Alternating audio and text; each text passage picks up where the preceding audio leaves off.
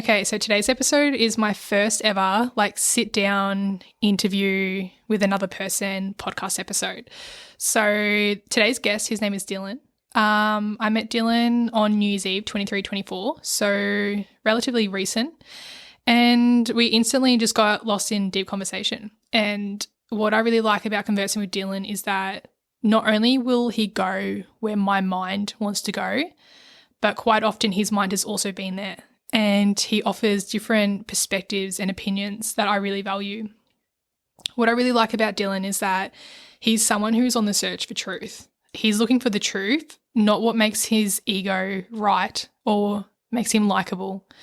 And I really admire and respect that. And I think that's something you have to be really conscious of, and something that I think is rare. So today's episode, we talk about depression, being at rock bottom, meditation, basically what the journey looks like for us. And the way that we describe our friendship is comrade on the journey. So I hope you enjoy this episode. The first part of this podcast is we were doing a test to see how the microphone sounded, and he was just telling a story, and I decided to leave that in with his permission. So please enjoy this episode with Dylan. That's good. Keep it up. Yeah, so this one time I went on a school excursion and the teacher didn't let me go to the toilet, and she said you should have gone at school, and I said, well, I didn't need to go then, but she still didn't let me go. And so I shat my pants and then walked around for the rest of the excursion with poo in my pants. Is this real? Yeah. And I had to get back to school, and all the kids was saying they could smell poo and shit. People started to catch on to me. I had to go and wash myself out in the school toilets as best I could. Smelled like shit for the whole rest of the day. Was traumatised. I was going to say that actually sounds traumatising. Yeah. And the lesson I learned from that is arbitrary power is a pretty bad thing, because people just, they decide that you don't need to go to the toilet, and then you just have to shit your pants. Is that when you learn not to trust authority? Yeah, I think so. Yeah. I did a similar thing in grade 2. I remember I was busting in the classroom and the teacher wouldn't let me go, and I literally just pissed over the chair. Yeah, well, that'll do it. God. That was in grade 2. I was excited. So, welcome. This is our first ever official, I don't want to call it an interview, though I almost did, podcast out. So, yeah, who are your podcast influencers? Who are your favourite podcasters?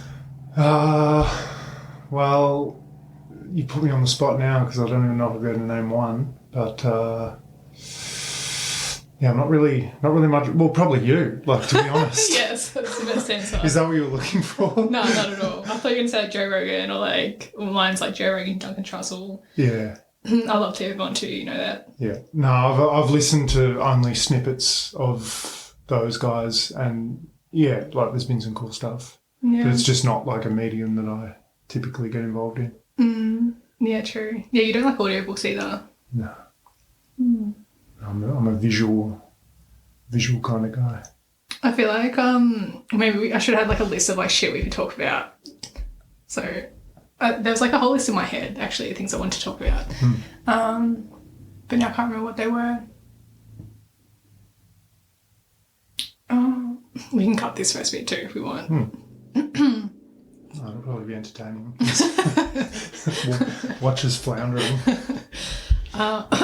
Yeah. Do you want to tell me more about your what you've been up to in the last week? Is there anything to? Yeah, actually, that's a good idea. Let's do that. But also, do you want to introduce yourself a little bit? Or do you want me to introduce you before do an opening? Yeah, if you want. Yeah. You'd rather that? Sure. Okay. All right. Cool. I don't mind. I don't really feel like there's anything to say. I'm a dude. Name of Dylan. House of. Yeah, House of Ravenclaw. I like Linde. Oh, Linde, yeah. I may be a dude. Just to caveat that, I may not actually exist. That's the... Singularity. Yeah, but I think that I am a guy called Dylan, yeah. I think, therefore I am. Yeah, I'm not sure about that, but yeah. Anyway, so yeah, that's about as much as I have to say about myself. And I shut my pants at a school excursion when I was in grade 2 because the teacher didn't let me go to the toilet. That's a good intro. Yeah. Okay, let's start with it's actually been like a week and a half or something since we've talked, maybe even longer since we've caught up and talked. So, and we're just discussing before that feel like we're comrades on the journey. So it's like, that's probably the best thing to talk about. But I feel like what I've been going through the last month, I put a podcast up, which is called Building a Home Within My Heart. It's kind of lame, but like, it's really what it feels like, building like a home within myself, because I feel like I spend so much of my life wanting to be over there. Like my sense of self is like over there, and I feel like I've abandoned myself so much in my past trying to get over there. And by over there I mean like, once I've got all this money, like once I've got the perfect body, like have all these things that I feel like I need in order to be happy, and it's all outside of myself, it's all over there. Did you like my analogy of like the standard deviation? Mm-hmm. Yeah, I actually thought of that when I said that, because I'm like very mathematical. Methodical. Yeah.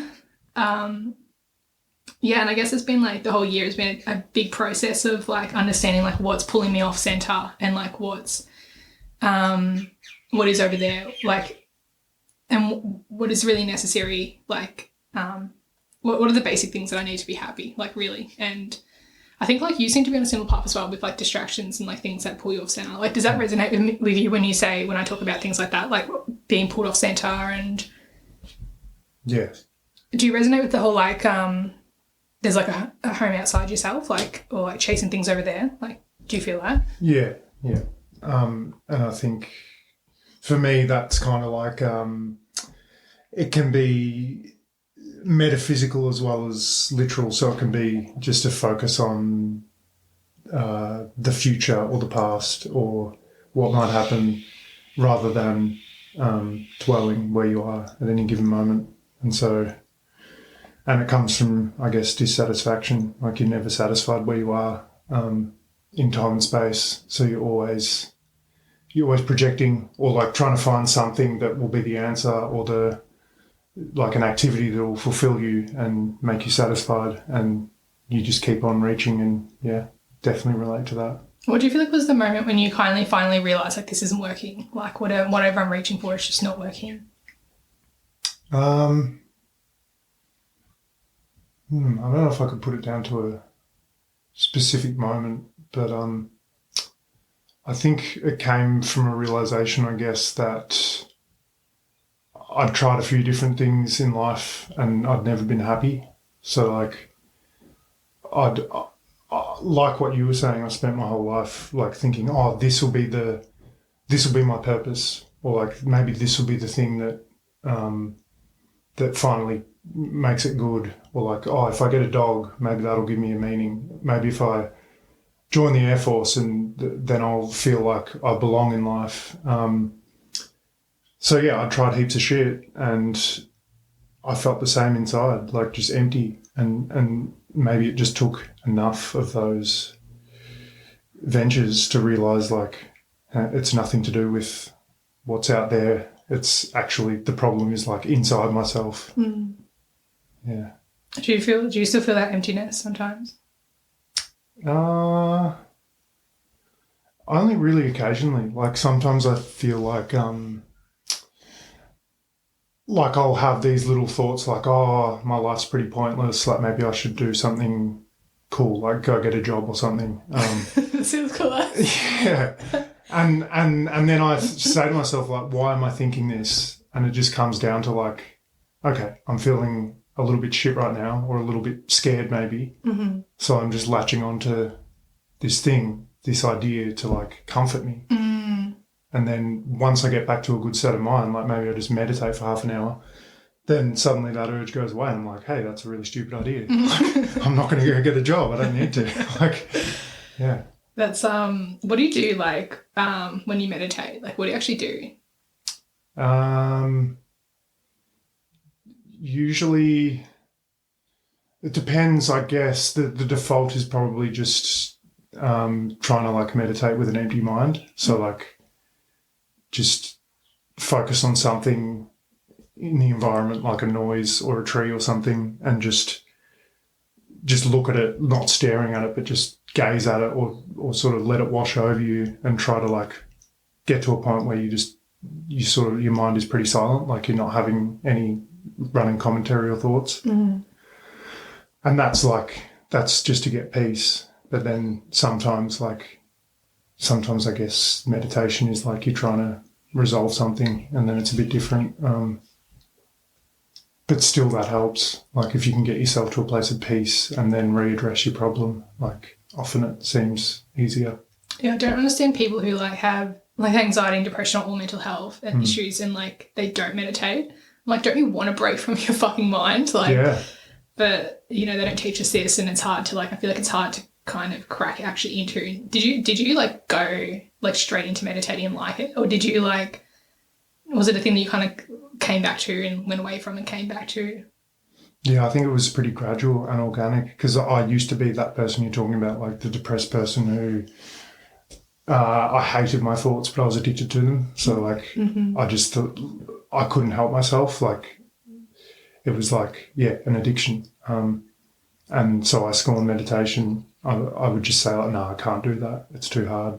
Just didn't want to know about it. And then like I think I just got to a place of such lowness that I didn't want to have thoughts anymore, and that kind of opened up the gateway, I guess. What about you? Yeah, I think for me it was definitely like a go away, come back thing. Like I remember I first tried to get into meditation when I was like 19, and then like I got into Buddhism and shit, and then it just like, yeah, it didn't really connect. And then I tried to get into it a few times, and then like when I went to Thailand when I was like 27, I went to this like a meditation retreat, and I was there for like a week, and I had to wear white, and like I couldn't eat after 12 p.m. Like obviously I'm not even awake then, so like I fucking hated it. And like it was cool because there was like monks and shit, but I was like, it feels like a cult. Like no one forced me to be there, but I was just like, I just wasn't ready for it. And then like within like 6 months COVID hit, I came back home just so lost, and then I did it, and then I finally started to feel like the peace, and I finally started to like had the realizations about my thoughts, and that was finally like where the door cracked open. And I feel like though, like I don't judge myself for like not getting into it earlier, because I think that was just when I was meant to find it. And I think like it actually changed my perception of things, because I thought, okay, like I tried to get into it when I was like 19, and then maybe another time when I was like 25, and then 27, and then like 28 it hit. And I was like, that was me showing up and doing my best. Like I still like listened to the calling, even if it was once every 5 years, and I still showed up and I still found it. And then I was like, that's cool, because then it changed my perception of success, where I thought like I'd beat myself up about like falling off the horse. Like I'm doing really good at like working out for like 6 months, and then I fall off the horse for 3 months. I redefined my idea of success of like not falling off the horse, but like making those periods of time where I fall off the horse smaller. Like and then just being okay with the fact that that is going to happen. But I think like for me, yeah, that was it with meditation. And then I feel like my meditation journey has been a bit different, because I'm massively an overthinker, and like I wish I had more control over my thoughts. But like the way that you're able to sit there and like kind of focus on the tree and like unfocus on the tree and like clear your mind, like it's very rare for me to get to that point where I don't feel like I have any thoughts. But I feel like my meditation journey up until like kind of now has been seeing just what all my distractions were. Like what was my mind doing? Like what was I obsessing over? Like, you know, and then what was I distracting myself from? Like all this trauma, like all this like just fucked thought patterns and old belief systems and shit. And I was like, I feel like I've had to spend the last few years like going through all of it and being like, I feel like I've had to go through it and feel it and get to release it. And now I'm like getting to a point where it's like not pulling me off center as much. Like, but yeah, like I hope to get to that point where I can just completely clear my mind, because it's like my thoughts are incessant. What is it like for you when you meditate? Like what state do you get to?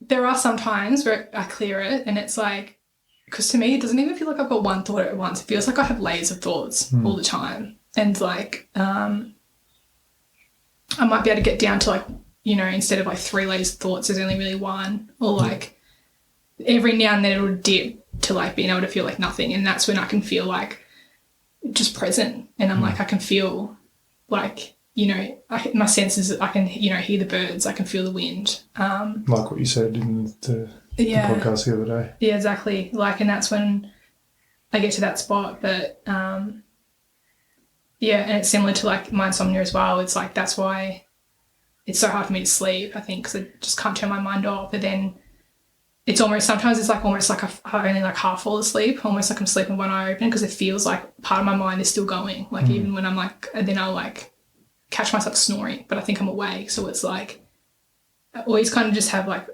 so many layers of thoughts that it's like I can't be free from them, but like I'm changing them at least. It's almost like I have to change them first. So I'm changing to like positive ones and shit. And then, yeah, but like being able to like just completely, do you feel like you ever were like an overthinker and like struggled with that? Oh, fuck yeah. Like I still am. Yeah. But yeah, like it only takes, you just let your guard down and the thoughts will come in. Like it takes vigilance to not. I read this guy recently who was this Buddhist monk, and he was saying like he's been studying meditation all his life, and he's like as close as there is to an expert in it. But even him, like he still has those thoughts. As soon as he gets challenged, like his mind, the monkey mind, will activate again, and he'll start having like fears and irrational thoughts and stuff. So I think the key is like they're never going to go away. It's always going to be there. Right. It's just about how you deal with them. Like, yeah. That's cool, because like Ram Dass said I think in his Be Here Now talks, I still have my neuroses. They've just become irrelevant. Yeah. And has spoken about how like he'll like sometimes like, and he's okay with that. He's like, oh, when I need to walk down the street, okay, I'll put on that persona where like I say hello and I'm this to them and all that. But it's like, and then I leave that skin there and I go back to meditating or whatever. I'm like, okay, that's kind of good to know that it's like I mean, on the one level, it's good to know you don't have to completely detach from who you are in a way. But on the other hand, it's just good to like not have this unrealistic expectation to like just, completely disidentify. And yeah. But you said like constant vigilance, like do you mean as in like you have thoughts that if you're not watching can creep in under the guise of like a positive thought or something? Or is it just like you have to kind of always like do the work to make sure that, like, what do you mean by that? Yeah, I guess it's if you, I guess it's like the ego is always there, and it's ready to pounce the moment that you're a little bit off course. So if you're a bit tired, or if you're a bit distracted, or maybe you've had to do something you don't want to do and you're feeling resentful, or like something's happened that maybe triggers you a little bit because it's bringing you back to a place from the past. You might not even know it at the time, but then that's like that little weakening of your defenses, and then it can come in and negative thoughts just pop into your brain. And like the vigilance, I guess, is to see them as they appear rather than just let them sneak in and set up shop, and then like they take over and you end up going, hey, I've just spent the last 2 hours like compulsively thinking about this pointless shit that it's just like neurotic thoughts. I think it can happen to any of us. Do you feel like the journey is learning how to put more space between you and them, or like? Yeah,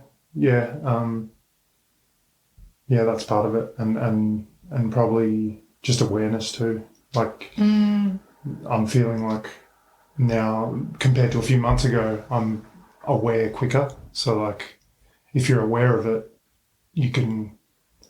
it doesn't have the same power over you. Definitely. Like you just catch it and you're like, oh, I see what's happening there. And then it sort of loses its potency. Because we were both very influenced by the book The Power of Now. Yeah. By Eckhart Tolle, like what Tolle, I still don't know. I should Google this shit before but for me, I read that book when I was 19, and I feel like since then I've been practicing to stay constantly aware of my thoughts. So if anyone's listening, they're not really familiar. Mindful meditation is basically to just like watch your thoughts and disidentify from them. As soon as you watch your thoughts, you become the observer of your thoughts and not the thoughts themselves. And so a lot of meditation is just practicing watching your thoughts and becoming that observer. And I feel like even though I didn't meditate, I was like when I look back, I didn't meditate much over my 20s, but I was always trying to be aware. And that's why I have like the tattoo bee in my palm, because that's just to remind me every time I say that, like stop, like look at my thoughts, like I'm not my thoughts, put that space between them. And I feel like I'm now at a place where I'm almost always aware of like my thoughts. Like there's always that space, I feel. But the thoughts still have power over me, if that makes sense. Like, so maybe actually that's interesting because I've read that book, Mindfulness in Plain English, which is probably my favorite meditation book. And in that, like he says that there's like two paths, like you should develop like mindfulness, like watching your thoughts, and then you should develop like concentration, which is like maintaining your focus on one thing. So, and he said that you should be developing both of them. Like, and I am only now just starting to focus on concentration meditation. So like for me, like, I just use the example straight from the book, and that's like sit and count your breaths up until 9 and then back down to 1 and then up to 8, back down to 1, 7, 6, 5, 4, 3, 2, 1, and then you go back up again to 9. And it takes me about 20 minutes. And like if you lose your count, you've got to start again. And that's where I'm at now, but I find that extremely difficult, like very, very difficult. But what is really interesting is that actually I was talking to, I remember I told you this the other week, is like I've had like diagnosed with ADD when I was like 18. And yeah, I used to take like a fuckload of Ritalin. Like you honestly wouldn't believe how much Ritalin I was taking. Like literally like up to 20 a day. Shit. Yeah. Like, but I was like abusing it. Yeah. Sounds like it. Yeah. But like, and then when I went to uni and I was studying and I'd have to read like scientific papers, so I had to read a scientific paper, I couldn't read that without Ritalin. Like, or I'd be sitting there with like my ears, like in my finger in my ears, just like reading the same paragraph over and over, headphones in sometimes, like just trying to do what I could to focus. And it was so hard for me to pay attention and concentrate. And now like I can read scientific papers fine. And I think that's because of meditation. Which makes me wonder, is ADD really just a trauma response? But anyway, that's a whole different conversation. Yeah. But like, does any of that resonate with you? Like the concentration side of meditation? Like, are you good at focusing and shit? I think I am good at focusing. But yeah, my meditation's definitely been more the, what was the other? There was concentration. What was the other? Mindful. Yeah, more mindfulness than concentration based. But yeah, it's something I could definitely consider looking at. Yeah, it's interesting you talking about, it seems our journeys have been very different because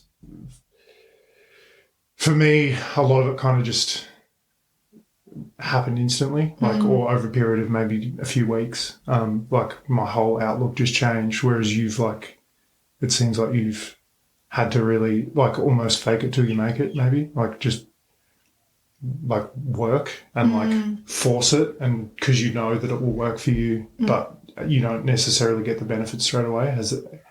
Is that how it's been? Like, were there times where you didn't believe in it, or like, did you have faith and you just felt that you had to just keep going and you'd get there? Or I think like I always felt called to it, and definitely at different periods of time I wasn't seeing results and I didn't really get it. I didn't get it, but I felt called to it. And then like when I was 28 and started doing, I think the key word here was consistency. Once I started showing up consistently for 10 minutes a day, that's it. Some days nothing happens. Some days the whole 10 minutes go past and the alarm goes off and I realise, oh fuck, I was like lost in one thought that entire time, but I showed up. And then like I would have like the deep, meaningful just feeling of peace or just realisation or something. And I thought, oh, there's something to this. And then in that instant, it became about, okay, the path to everything I want is not out there. It's inwards. It's inside. It's meditation. And then I started realising that all the answers I was seeking out there were inside me all along. Like, you know, all the blocks I had for why I couldn't make money, all like, I was obsessed with finding my purpose. Like I didn't know what my purpose was. It caused me a lot of grief in my 20s. I didn't know what the fuck it was. I was always looking for it. I knew that I was like, had this potential. And I was always so scared of like wasting it or doing a job that I hated. And I finally realised like your purpose is you. Like it's the journey inwards. Like that's it. And then like so much meaning comes from that. And like, you know, even the meaning that comes from having spirituality at all. Like that once you really, really believe that like that's worth everything. That's worth more than $1 million. That's worth like yeah, like it's just, yeah. And then once you know that, like you feel like you cracked life in a way, don't you? You feel like, and then it comes a thing where that becomes part of your ego, and you're like, hey everyone, like I found the way, or like I know better than you. And then you see a lot of people in the spirituality realm, I think, who like have a superiority complex. Yeah. But like, yeah, I think finding that path, my mentality's changed where it's like I honestly, like the idea of like the struggling artist in the past was like worst nightmare, like feel sorry for them, like they're not hardworking, I don't know what it is, pity like towards that stereotype. And now it's like, no, they're the ones winning at life because they've figured out how to do what they love every single day, like, and that's like a goal, like, you know what I mean? So like, you finally, yeah. What made you consistent, like after years of sort of going in and out? Because I came back from COVID, I was traveling, I was backpacking around the world, COVID hit and I had to go back home. And I'd spent 6 years at uni, I got 2 degrees, and my plan, I always put it off, but I was like, well, you know, one day I'll go work in the mines and all that and make money. And then I was kind of staring down the barrel of the gun. It was like, well, now's the time to go and do that. And I had to like admit to myself, like, I just can't do it. Like, I just couldn't do it. I just was so against what my heart was screaming that I just finally just fucking accepted. And I was lost. Like, I just, I just left a relationship with the wrong person, and I was just like, why am I making all these wrong choices, and why am I so fucking lost? Like, I was just lost. I was just lost. And I didn't know anyone like me. And then I turned to that, like, for help, really. Yeah. So was it kind of like from a place of desperation, like last roll of the dice? Yeah. I mean, I remember I made a video about this. And yeah, I remember like, I think this was like the defining point where I was like laying on my bed and I was looking up at the ceiling and I was crying, and I just said like, just please help me, like to something greater than me, just please help me. Like, and I think it was really around that time where everything kind of changed.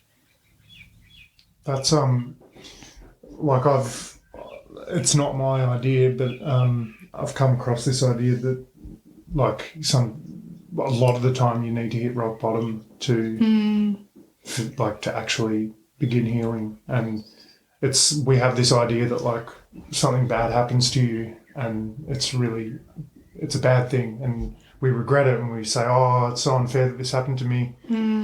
But the reality is that bad thing might be the thing that saves you. Like, and it sounds potentially like getting to that place may have actually been necessary for you. Well, it's interesting because like I still don't think that was my rock bottom. Like, I think it wasn't until a year after that I hit rock bottom. I think when I first started the journey, I was the fool on the journey, like is in the tarot card. Like, you know, you have this optimism because you don't understand how hard it's going to be. Like, and you're like, woohoo, I'm on the journey. I figured out life. I found meaning. And then you just like fucking trauma and like depression and like all this shit. I had to deal with it. And then I think when I was really in the midst of that, that's when I hit rock bottom. But JK has a quote, rock bottom is a solid foundation from which I rebuilt my life. And I definitely feel like it was necessary for me to get to that point because I feel like actually what depression really did to me is it broke apart everything that wasn't true. And like I was building my life on these like towers of personality that I just kept putting one block on top of the other, building my life, and realised that it was all in the wrong direction. I had to break it all down and go right back to the solid foundations and just but I feel like you had an experience where you like had to get to rock bottom before things got better, right? Yeah, absolutely. Like, and similar thing, I guess I got to a point of such despair that I was willing to like accept that everything I thought might be wrong and everything I tried was not going to work. And like, so that sort of, I guess, opened my mind.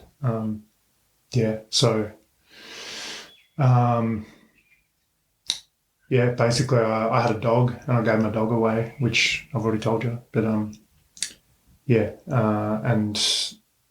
I just hated myself. Like I was so down on myself and thought I was such a piece of shit. Couldn't look anyone in the eye. I was like, just so riddled with shame. That opened up the door to just like, okay, well, anything goes now, you know, like don't really care if I live or die.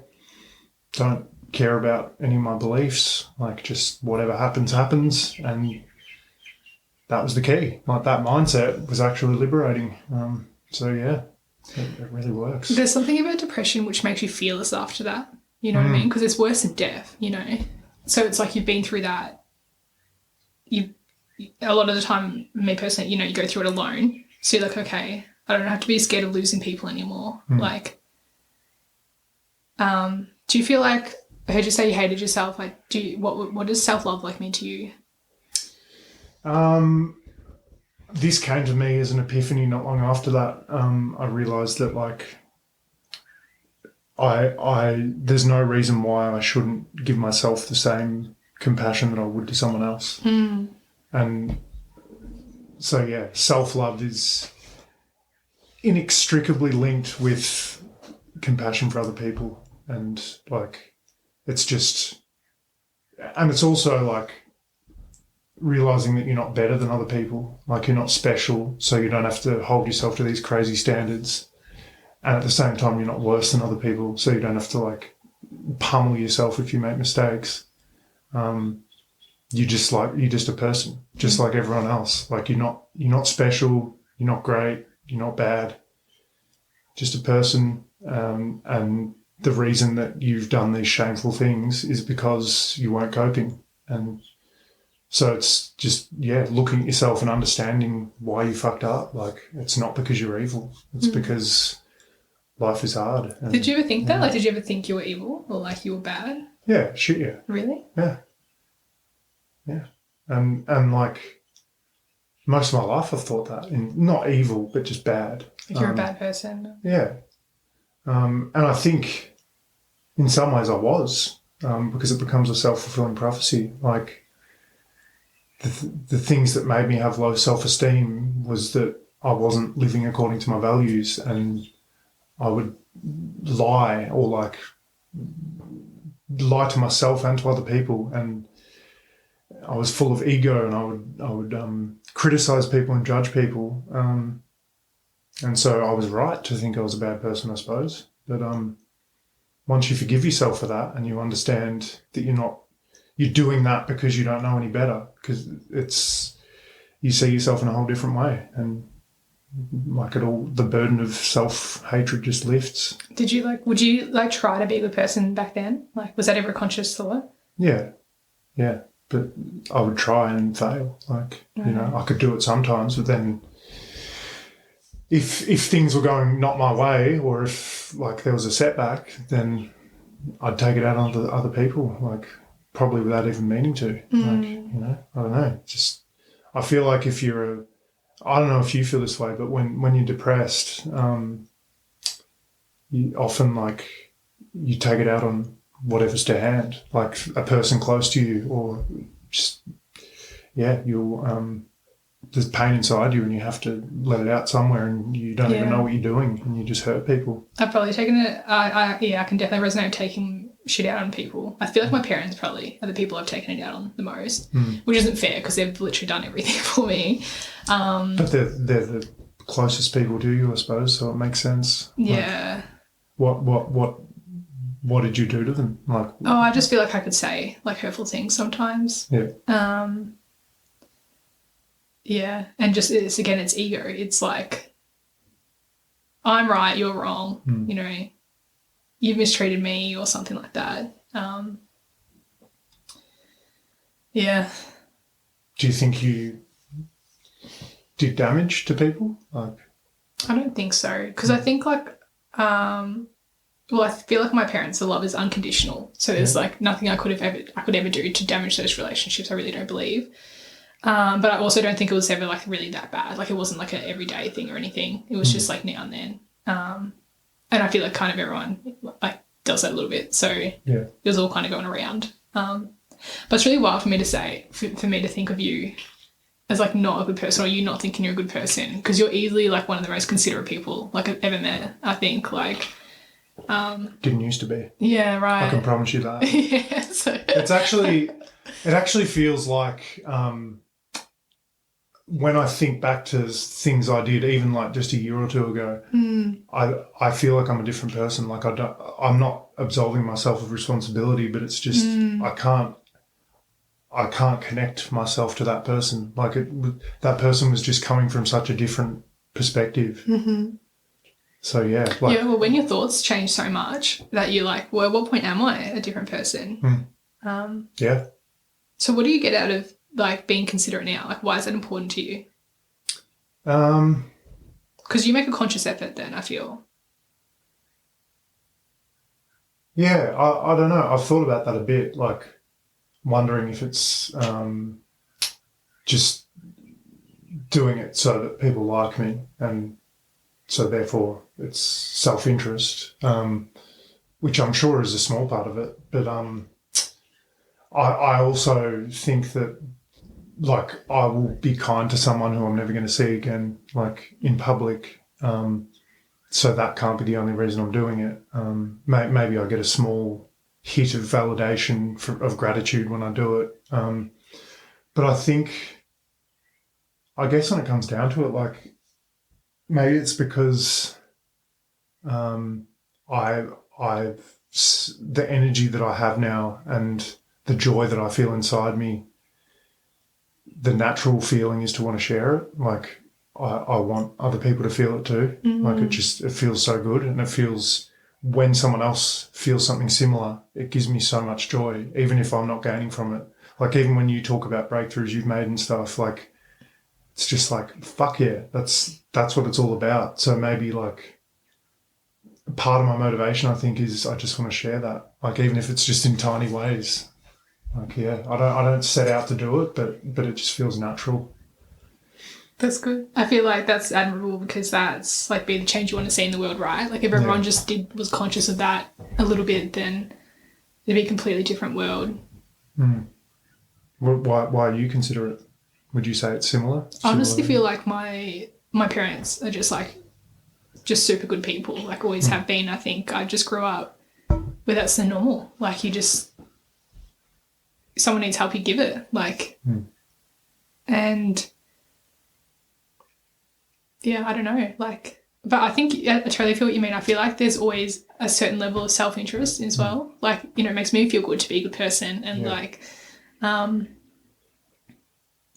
you know, reputation. You have a good reputation, as a good person. Like, that's a good reputation, right? So like, but I think like you just like, it's not like you know, people could do the worst thing in the world to me and I still wouldn't change. It's just like who I am. Like, that's just, you get meaning and value, I think, from, like living by your values, I suppose. Like, yeah. But then you meet other people who are similar, and it's like, it's worth all the people who took advantage of you, I feel. So when you were like in the pits of your depression and stuff, do you think you still were living up to your values? Yeah, but I think I started like actually practicing with being a cunt. Like, for the first time, I think I started setting some pretty hard boundaries with people. Yeah. And I realised as well that I have a lot of shame around if I do like the wrong thing, like a morally bad thing, like a lot of shame, like I shouldn't have said that. Like, I'll still hold on to like the wrong thing, like something that might have been hurtful for someone in primary school. Like, and so like, I know that's a bad voice to have. So it's like, okay, well, I need to challenge that voice. Like, you know, can I forgive myself if I do something? And like, as well, I think I went through a bit of a phase where like I went through, I don't know, like I shaved my head and I was a bit punk, and like people treated me like I was a punk. So I started being a punk, you know, like I was, you know, getting fights with random people at like in the car park and shit. Like, not serious, not big like fights, but just like, I wasn't afraid to fucking, because in my head I'm like, don't treat me like this. And on the other hand, I'm like, well, maybe I should teach them, like they're being cunts, like, and like some people will stand up to them or whatever. But yeah, I think like, but in terms of just like, because I was so sad, did I think like other people should be sad too? Like, no, like I don't think it affected me like on that level. Like, yeah. Do you feel like that's for you? No, I'm not sure if that was it. It was more just anger and judgment. Right. And it was like self-judgment? No, well, yeah, but also judgment of others. Right. I think it's probably like, I guess it's a way of like projecting when you're not happy in yourself. You find things to blame, and like you see other people as a problem, and so it just naturally seemed to follow for me. So this was at rock bottom? Not so much. I think at rock bottom I was more just like fetal position, like not seeing anyone, hiding from everyone because I was too ashamed. Right.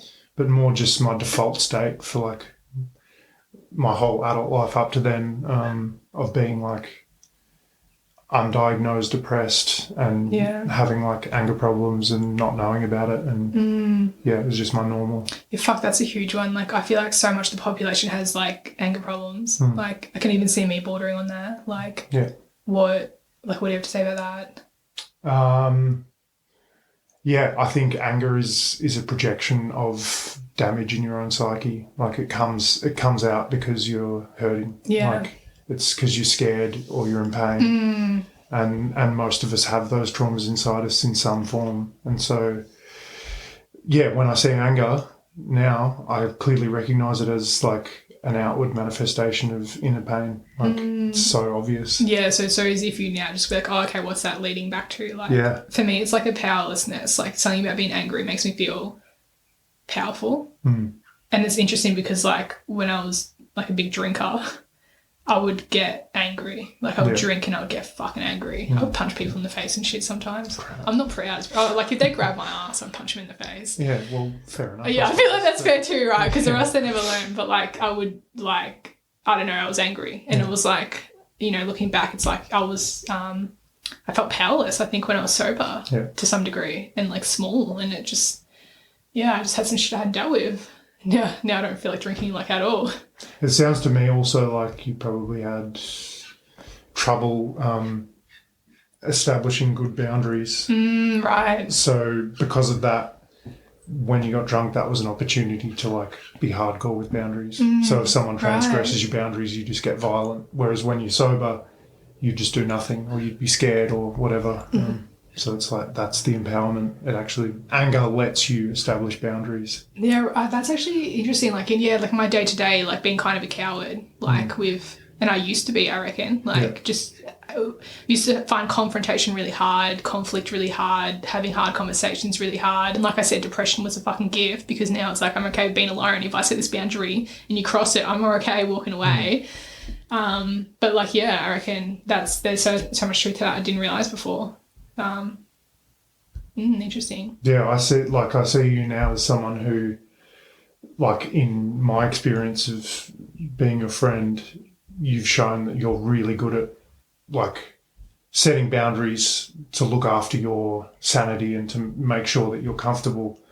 Like, you're skilled at it. And thank you. So you don't need to do extreme things. You just, because you're always monitoring it. Like, whereas if you're weak with your boundaries, so it's kind of a paradox. Like, the more comfortable you are in your skin and the more assertive you are without being a prick, like, the less likely you are to explode. Yeah, and I feel like as well, it's like doing these hard things, like having hard conversations and setting boundaries and stuff.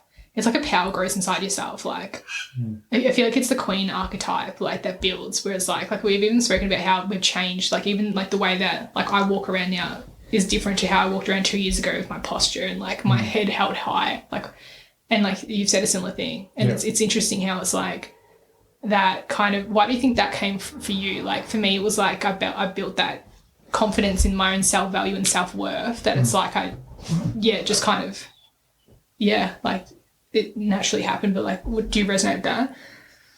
Yeah, I think for me, my weak boundary setting was, a lot of it was fear. Like, I was scared of conflict, and I was also terrified of like people getting too close and taking me out of my comfort zone. So my default position was like to protect myself from, I didn't want anyone to ever put me in a position where my boundaries were threatened, so I would just keep them at arm's length. Right, okay. And then my only escalation, if someone went way too far, was to get really angry. But that anger came out of fear. Right. Like, I was a really scared person. And now I'm not scared and I'm not angry. So it's it's a better way to be. Yeah.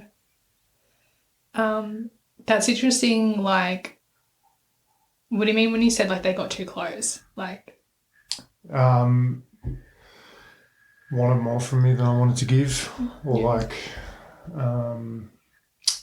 just expectations, like people wanting something from you, which I know you relate to. Yeah, then you've spoken about how you feel like you've let them down. Sorry to put words into your mouth, but yeah, and like the second someone like wants to get close or needs me for something, I'm like, nah, fuck, I'd run away from that shit. Like, interesting. Yeah, that's interesting because I feel like I've almost felt from you sometimes it's like in out a little bit. Yeah, and I like which is cool. I'm patient with that because I feel like I'm actually very similar as well. Well, that's probably like what we're talking about before. Like, it's that is so ingrained in me that it'll always be in the background of my psyche. Like, I'm working. I understand it better now, so I can be aware of it, but I have to fight it all the time. So, yeah, even like I meet a new friend and like we agree to like have a coffee together or whatever, and then I'm like, oh shit, now they're going to want to have a coffee next week too. Fuck, what have I done? Like, and so yeah, it's always the.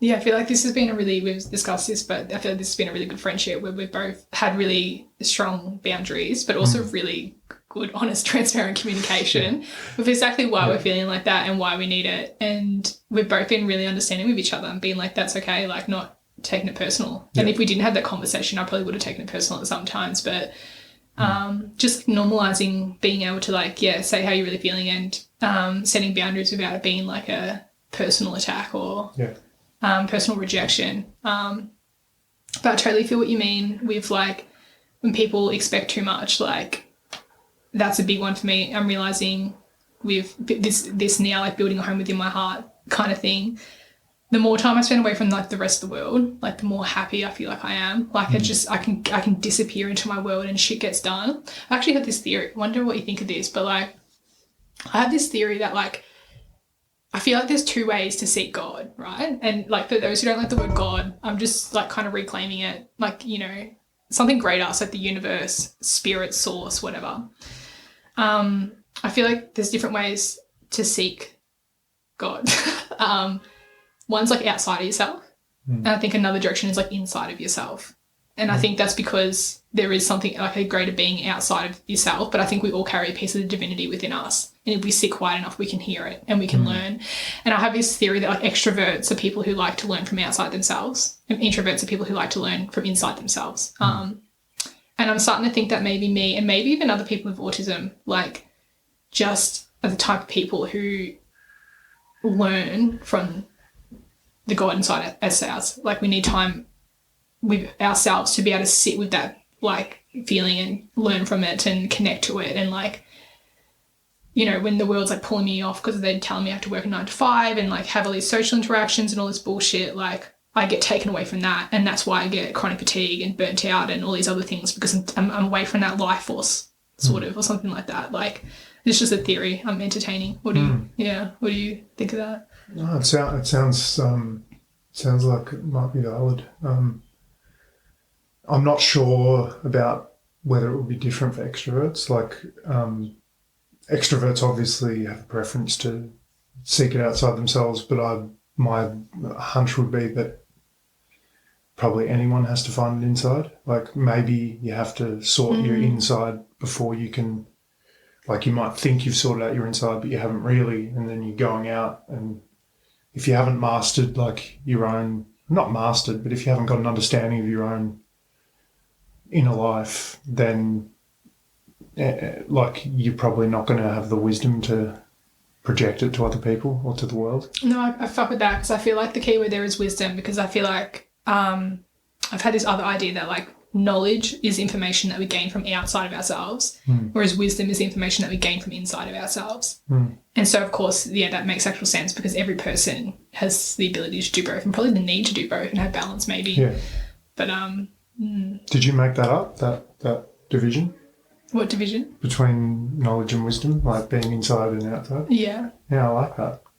I haven't thought about it enough to say whether I fully agree, but it sounds pretty good. Cool. Yeah. Yeah, get back to me next podcast. Yeah, I actually have a book of quotes.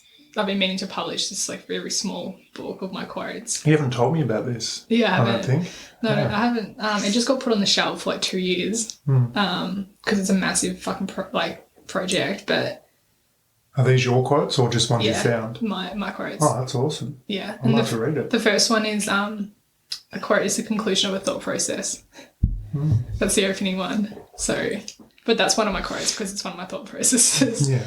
About that, introverts and extroverts. I mean, some thought processes. Sorry, some thought processes might need more than just a quote to finalise them. That's a good point. Well, they might need a whole book. Yeah. But yeah, no, it's definitely good. Yeah, but I love a good quote because it's like, fuck yeah, some that everyone knows I love a fucking good quote. Like, you love a quote, you love a metaphor. Yeah. They're your two go-tos. Yeah. Yeah.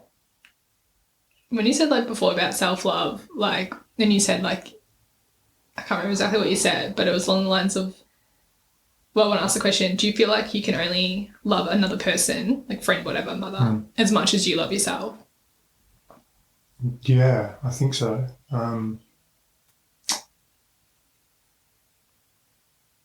Yeah, my instinctive response is yes.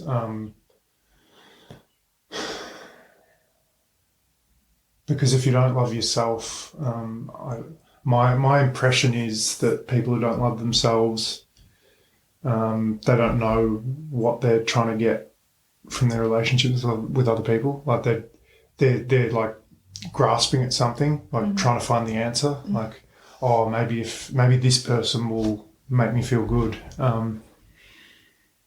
So if you don't even know what you're doing or what you're wanting from other people, it's probably, you're never going to find happiness.